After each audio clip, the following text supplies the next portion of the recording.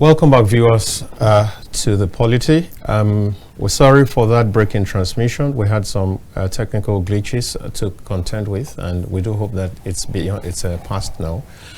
And for the remaining few minutes, I still have Ambassador Chris Iyama of the CYPA Africa Center for Youth Participation, Dialogue and Advocacy. Let's gradually, as we begin to close on this, so what's the way forward? What's the way forward? How are we going to bridge these gaps? What are the steps that we need to take or are being taken by groups like yours and so on to get to destination point? Yeah, just a quick one. We have started the conversation for this Afro-democracy with this international conference on Africa's democracy, which we had the presence of His Excellency Prime Minister Raila Odinga, Professor Patrick Lumumba, right. Ambassador Arekana. These are Pan-African people. Right. And then we also had Deputy Speaker of the House of Reps the other day with us, and we are stepping it for regional conversation. Right. Where African Union will be involved, ECOWAS will be involved. Yeah. And the whole idea is to ensure that we build a system that is working for African people. It is not just African concept of governance, it's about African system of doing business as well. For instance, from Lagos to Cameroon, I pay 1.8 million naira on a return ticket for 1 hour 15 minutes flight. Whereas with about less than $500, you can network a lot of countries in Europe. Why the trade barrier? I am coming from, this is Nigeria. For me to go to South Africa, I need to submit my passport to their embassy. And the passport can be delayed for as much as 2 months while they are still processing my visa. Whereas a Canadian can get into South Africa visa-free. What is the challenge? Why are we creating these boundaries for ourselves? What's happening with the AfTA agreement? Why are we not talking about it? So you're also looking at seamless integration? Yes, seamless integration amongst the African people so that they can do trade, so that they can relate together. What's happening with the African immigration system? Do we need visas to travel for a journey of just about 1 hour 15 minutes in your in the African space? So that is what we are talking about. It's not just, you see, when we started this, a lot of more things are coming up. And those are the issues that we are trying to solve. Until we solve these economic barriers, I don't think that we're going to have a proper governance system in Africa. And those are the conversations we're having. Wow. Well, what's the next major thing on your agenda right now? Yes. In the next 2 weeks, we'll be in Nairobi, and then we're meeting with some people in African Union and some the Eastern African bloc. For us to begin. If you notice, in Kenya, when the president was elected, the first thing he started doing was to remove the visa blocks in terms of connecting and all that. And so, at the moment, if you want to go to Kenya, you really do not need a visa. However, you're going to do some form of they still call it visa and all that, but it's seamless now. So we want African leaders to begin to toe this part. You understand? So that conversation with the Eastern African bloc is going to do a whole lot of things, and then we move to South Africa. At the end of the day, if we can just change a little, we are changing much, but it starts home. Yeah, but just this last one. Yeah. Now, if you say that these constraints are still very huge, are we saying that the impact of AfCFTA is not there?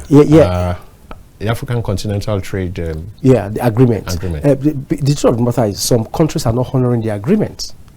So should it be that this should be, so what steps is it to support that agreement? Is to support the agreement. You see, African ministers of trade and economy should begin to come together. A lot of times in this conference, we wrote several letters to bring them together so that we can iron out issues, we can discuss. Citizens of Africa would know what is happening, but at the end of the day, about 2 or 3 of them came.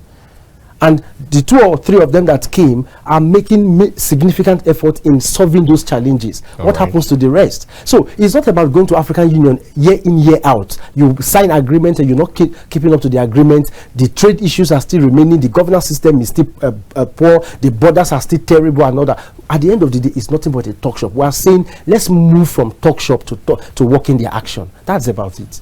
All right, then.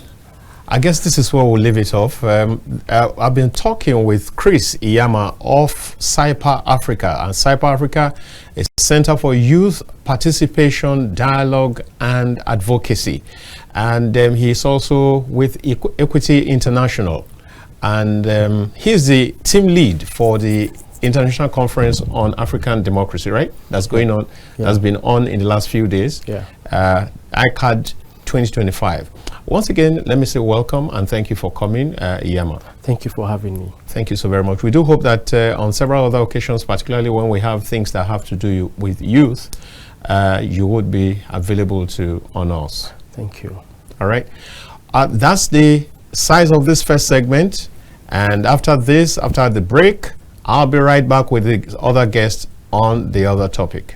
All right, welcome back to the second segment of the Polity on this edition.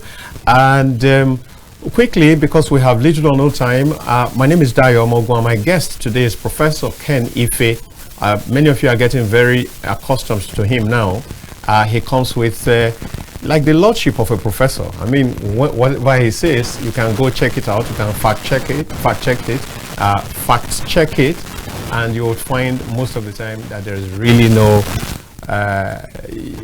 there's no contradiction. And so he comes with that authority. You're welcome, Prof. Thank you. Thank you for having me. Good to have you. Thank you. Yeah. Honestly, you have become our in-house prof. You can become. I started with you from beginning, this station. Right.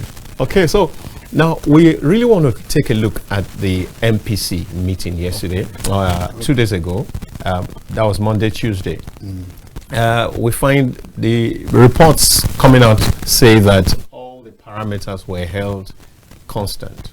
And so one is wondering, first of all, when you come in, I like you to make it, maybe because you're a prof, I tend to turn this place into a class when you are here. So within this period, people will need to know what are these parameters. What exactly is MPR? What is asymmetric corridor? What is a cash reserve ratio? What is liquid ratio? Because if they don't have such an understanding and you say you have held something constant, it doesn't make sense. Absolutely. Yeah, so maybe we'll start by saying, what are these parameters? Okay, first of all, let's start from central bank. Central bank is the monetary authority for the country. Yes. And they are exclusively in charge of monetary policy. There are other policies. Sure, yes. For example, you have fiscal policies. Yeah. Minister of Finance leads on that, but not by any means the only one in there. Then you have trade policy, which is under the Minister for Trade and Industry. Then you also have industrial policy. Then you have investment policy. And so on and so forth. Yeah. So they all come together under what you call macroeconomic. Now, the central bank's role, the mandate for central bank are twofold. Core mandates.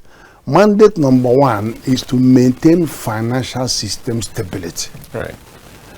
Now, that financial system stability is that it licenses banks, financial institutions, development banks, microfinance banks, but it has to make sure that there are parameters that make sure that their health is constantly monitored and maintained. Right. And they also, some of those parameters are the ones we are going to look at, because they want to make sure that if you have a run on a bank, the bank doesn't collapse. And lose depositors' money. And there is NDIC, which ensures 50% of your deposit with the banks. Right. But the central bank doesn't want you to even lose a penny of your money. That's why they breathe down the neck of the financial institutions. Right. The second mandate of the commercial bank is what they call the price control, price stability. Of central bank. Of central bank. Because you just said commercial bank. Oh, sorry. Central bank is price stability. And price involves quite a few things, not just So the first one that they talked about during their monetary policy committee meeting is the monetary policy rate, Right. MPR. Now that monetary policy rate is the base rate. That is the rate at which bank lends money to commercial banks, because they come overnight. They come when they have shortage, they run to bank, CBN to take money, and there's a rate at which they lend money to them. So if they come and borrow from central bank and they are going to lend to you, they have to put a margin on it. So that's why when central bank is charging them 27.5%, some banks may put 10% and charge you to 37. Some may put 6% and charge you to. So that is it. But they will not normally lend you below what they have, what they are going to be exposed to, unless they have a special program. Sometimes there is intervention, special intervention programs. So now the other parameter is a cash reserve ratio. I think I will come to that, but let me talk a bit more on the monetary policy rate, because the monetary policy rate is sensitive to quite a few things in the economy. It's looking at money supply. If there's too much money in circulation, it wants to deny the banks, suck it away. Yeah. They use instruments like open market operation to buy those cash from the banks. Right. They don't like private sector getting in that business to suck away their liquidity. But they also use that monetary policy rate to restrain the banks from lending. It's not that they don't want to lend, but unfortunately, when the banks lend, when you sit in a board of a bank or you ask them to give you the ages and breakdown of their loans, what you're going to find is that you'll be looking for 10-year loan, you won't find. You for 5-year loan, 2-year loan, 1 year. What you find is most of the money will be in 3 months to 6 months, and the traders that are taking this money to import, and they pass through, inflation pass through, and they make quick money. That's it. And they don't care about those rates. But the guy who is manufacturing, he will not take 3 months money or 1 month for manufacturing. When is he going to build the factory, buy the equipment, order it? So they can't afford to pay that 27, that 30-something percent.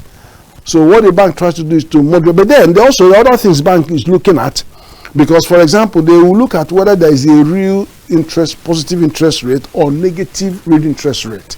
Normally, we need to be at positive real interest rate. That is, the 27.5 monetary policy rate should be below the inflation, above the inflation, because the inflation, if you borrow money at that rate, and then when you want to cash it after 12 months, and inflation is much, much higher, you've devalued, your money has lost value.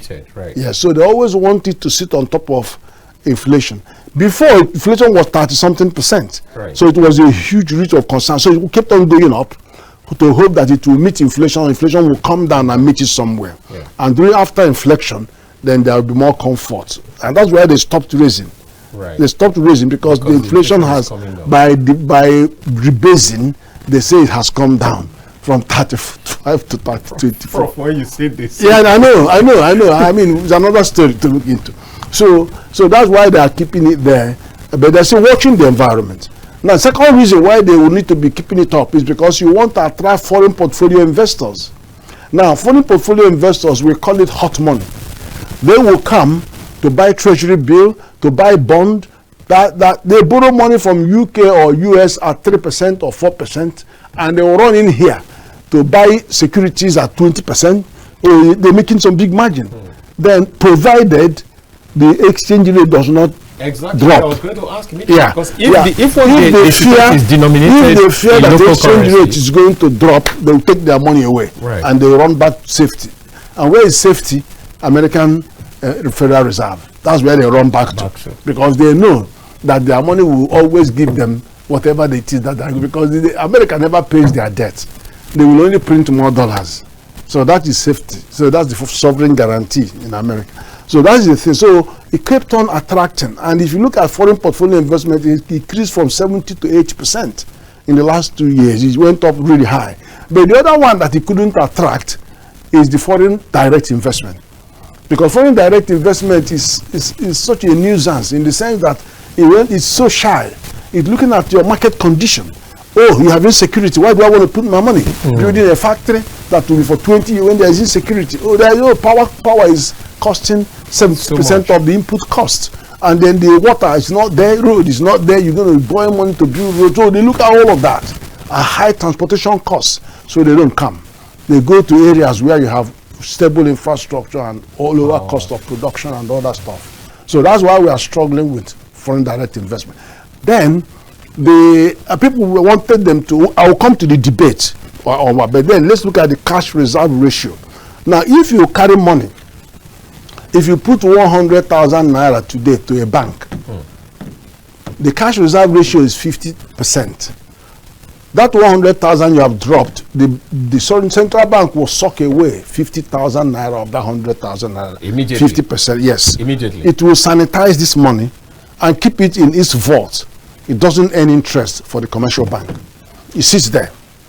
So it's part of the protection that they are looking have for your money. Okay. Then the second thing is, the third one is the liquidity ratio. Out of that 100,000, 50 has gone away. Yes. 30% of it, which is 330,000, will be retained by the bank. And when the inspectors come for banking supervision every month, they want to see that money is still there. Because that liquidity is what says that the bank is liquid. So if you suddenly come to the bank and say you want 40,000 naira of your money, they cannot panic because they are supposed to have 30 sitting there. And then they can take 10 So that's the thing. So in effect, the banks actually have only 20% to play with. And that's part of the reason why their interest rates have to be high. Right. Because that interest rate is covering what they would have made if they used their deposit. That's your cash reserve ratio. If they use this one, if they had put that money out to attract your investment, they would have made money. So that's one of the reasons why their rates are quite high. So what happened that the liquidity ratio is 30%, the cash reserve ratio is 50%. It used to be 30. It used to be less. But it's also part of this whole sucking away money from the system and holding back. And banks are capitalizing now. And people are buying their shares, and all these money as they come in, they suck them away.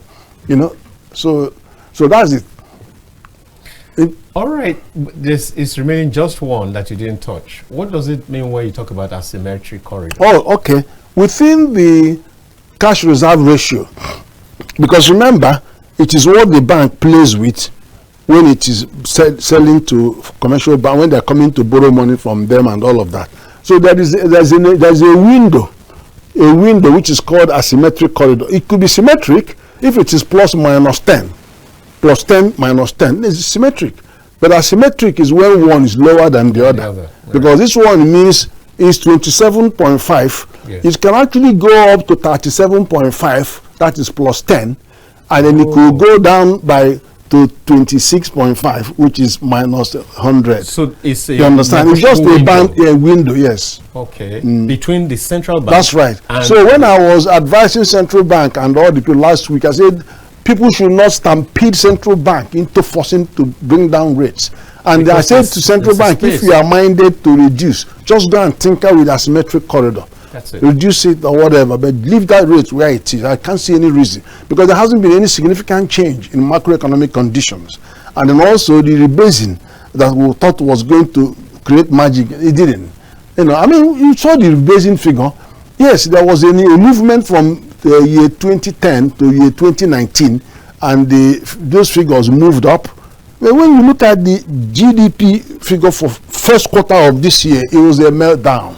Complete meltdown. Agriculture 0.07%. But then that shows zero growth. Talking about economic resilience and all the resilience. I'm telling you about what figures we have. First quarter of 2024 GDP, agriculture did 0.07% growth, when population is 2.8% and urbanization rate is 4.6%. People are going to starve. But that's what that thing says. That's the lowest I have seen in living memory of a growth in agriculture.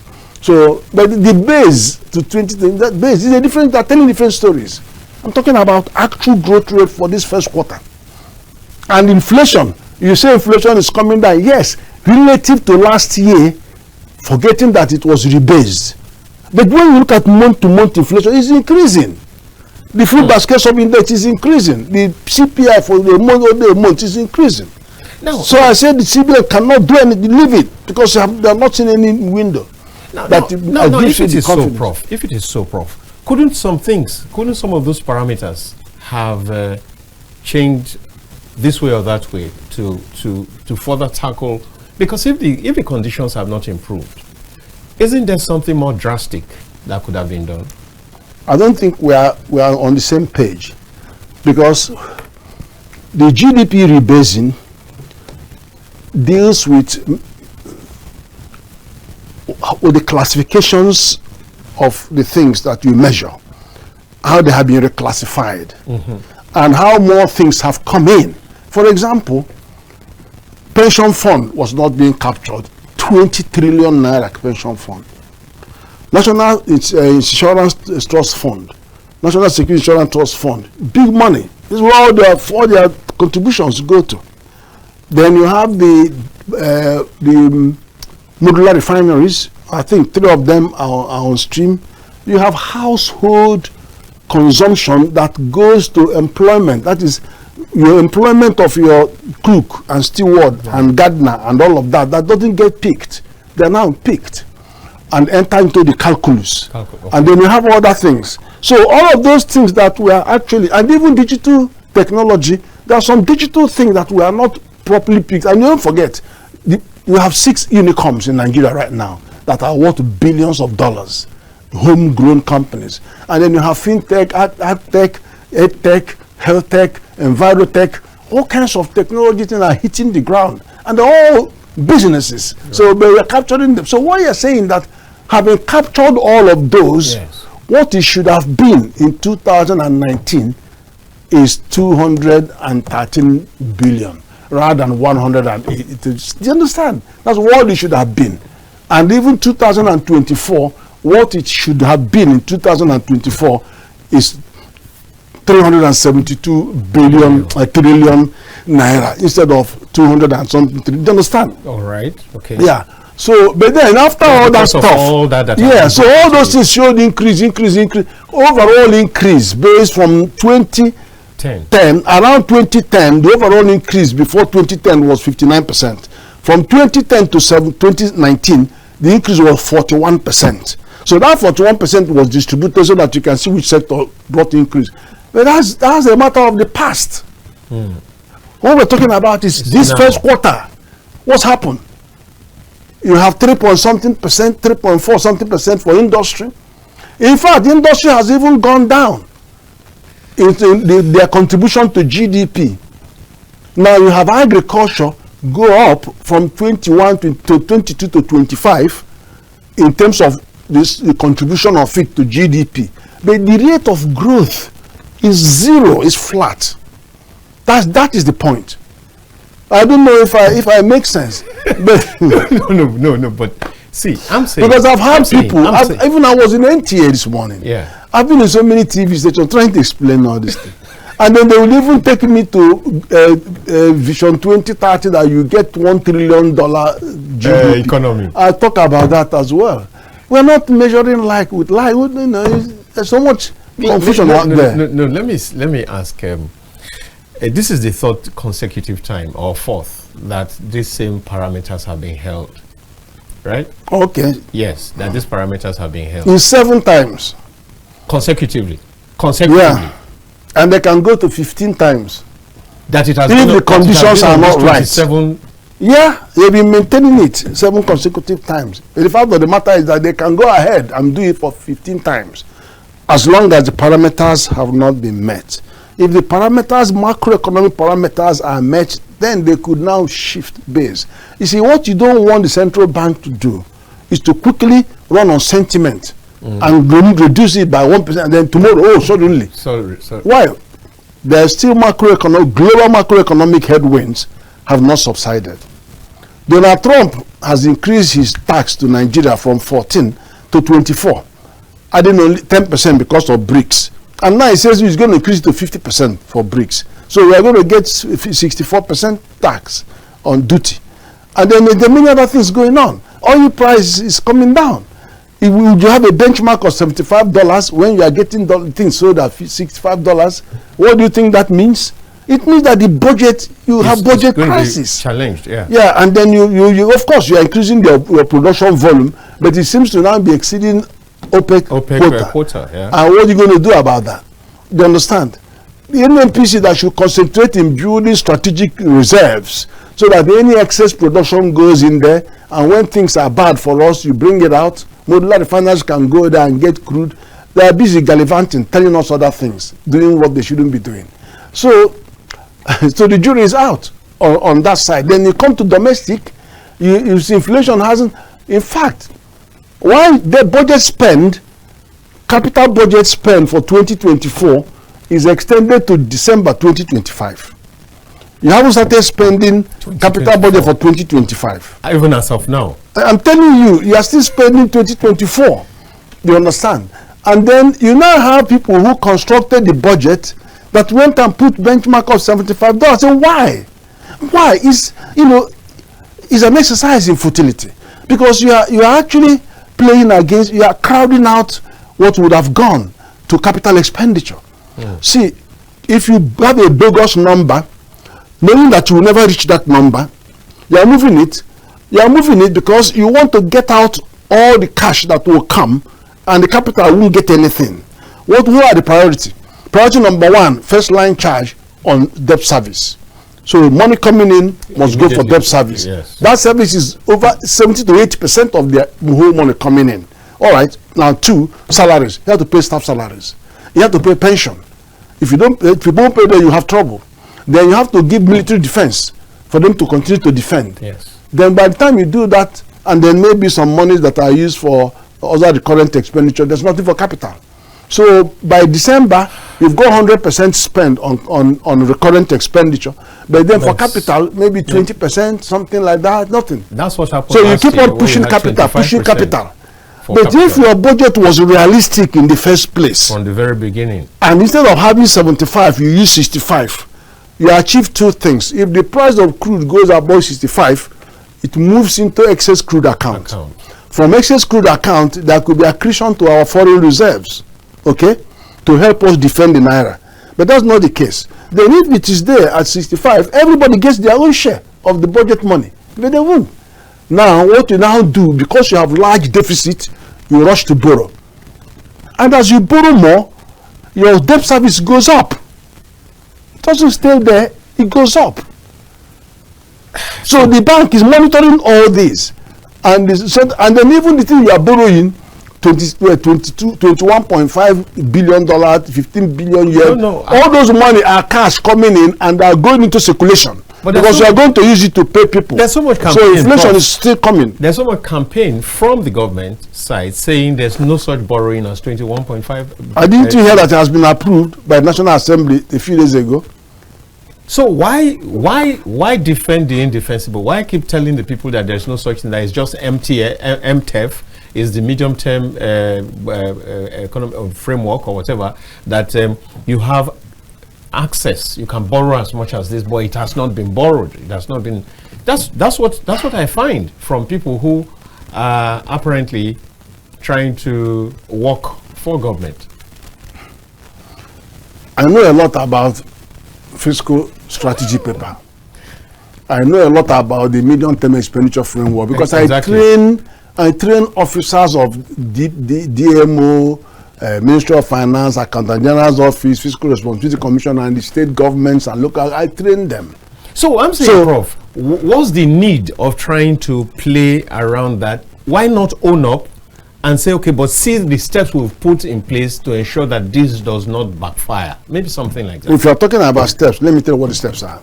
We have a fiscal law in this country called Fiscal Responsibility Act 2007. Yes.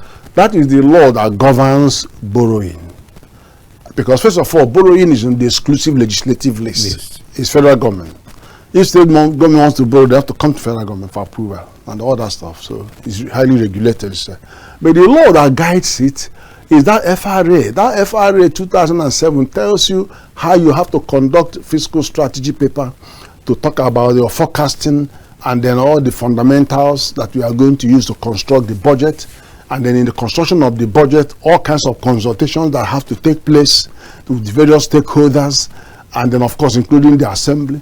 Then you do the budget, and the budget is done on a 3-year rolling plan. It's called medium-term expenditure framework. Right. You look at 3 years, and this is year 0, and then year 2 and 3, and then the last year behind, you do performance measurements of how you have performed. Then now you come to what you cannot budget, what you haven't got money for, you go to borrow for. Then it tells you what the law comes about borrowing. The law says you can borrow, provided there are certain conditions that have to be met. Condition number 1, you have to borrow for capital expenditure or for human resource development. Okay. And the human resource development is very clear: health, education, enterprise, and employment. You don't borrow for poverty reduction to go and share. You don't do that. That law doesn't allow that. You can get your IGR or get some grant from World Bank and other, and then share it to people. The law doesn't care. You can do that. Now, but it says borrowing has to be for long term. And the long term we always understand to be 10 to 30 years sort of thing, Right. Longer term frame. Then it has to be for concessionary rates, which is usually around 3 or less percent. Concessionary rates, not 10%, not 9%. No, the law doesn't support that. Then it says, but in any case, there must be cost-benefit analysis for anything you want to take, borrow. Now let me tell you why the law requires that. The law wants, in the construction of the law, they want to see the capacity for this borrowing to repay itself. Right. So, and when you come to capital expenditure, there are 2 forms of capital expenditure. You have infrastructure, which is ICT, broadband, other stuff, base stations, and then rail, highway, rail, waterway, air, aviation. What are infrastructure? Then, and power, of course. Then you have the productive capacity, when you are investing in productive capacity, like when NNPC came and took 3.5 billion that are going to repair their refinery, but on the basis that it will be able to regenerate the money. So in the construction of the law, when you are going on infrastructure, the law expects you in your cost-benefit analysis to anticipate how that infrastructure can go through economic corridors, industrial corridor, commercial corridor, residential corridor, so that there is going to be usage of the infrastructure and then to generate resources to maintain the infrastructure. So if you call in a PPP to maintain this highway, people are flying the highway because there are industries here and there. You know, so if you have that kind of thing. Yeah. But if you don't have this analysis done, then you are lacking transparency and then you are lacking accountability. And so that is the problem. For over 10 years, I've been asking them, I want to see that. I want to see that. I haven't seen anything.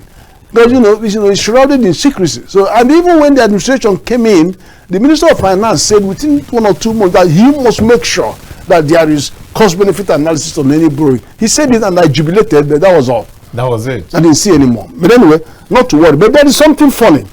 The law actually did 2 things. The law did what we call ouster of locus standi. It says any Nigerian citizen has the power to go to the court, high court, and ask for a prerogative of, that is to enforce the law. So you don't need to show that you have any interest in the particular activity. You just local standards, without having to prove local standard. Right. So anybody can go to court. But then, that then brings another problem. When you go to court, what is court going to do? Court is going to say, okay, that's the law. Yeah, there's an infringement of the law, but there's no penalty.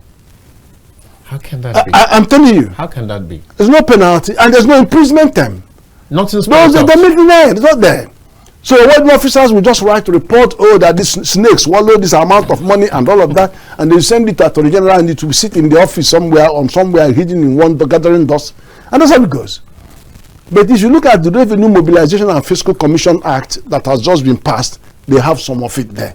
The one that has been proposed for amendment for over 5 years now, Senate haven't passed it. Because they know when 2 or 3 civil or public servants go to jail because of it, because what was on the amendment is any infringement, you pay 1 million fine, then you go to jail for 1 year. It didn't say no, you will and both. Okay. And then 3 or 4 people go in there, they won't want to do it again. And people will just walk away, leave government money alone and find other things to do. That's what will happen. But we don't have the political courage to do that for right now. But we do have political courage that has been expressed in all other areas like subsidy removal, this enforcement of PIA, but that one, you are spending hundreds of billions of naira fighting corruption when the law there that says you cannot touch 1 naira of government money is left in the bank. And then finally, that law also says any financial institution that lends money outside this framework of this law is unlawful. Yet we have such cases. That this is in the law. It says it's unlawful. So when the chiefs are down on the judgment day, some of those people who lend that money without regard to that law will be crying. When will this judgment day be? There was a judgment day in 2012, in 2005, when we were asking for debt forgiveness. That was a judgment day because I wrote a petition to Minister Tony Blair. I wrote a petition to him. Why will you forgive debt of 18 African countries and then you don't include Nigeria? That I'm challenging you to find out, open the corporate veil, said that World Bank have been issuing contracts, and I mentioned the governor that claimed $68 million for building a road in Ekulobia, and then the hospital, there's no hospital, there's no road, but the money has been claimed. I wrote it in the petition. And then I ended in that petition by saying, forgive those debts, but make sure Nigeria uses that money to meet Millennium Development Goal. That was accepted. So there is a judgment day. Time comes when it comes. Well, and so what's our situation, Prof? Aren't we already in that dreaded death trap that some predictors have talked about? Is this not a death trap? The thing is that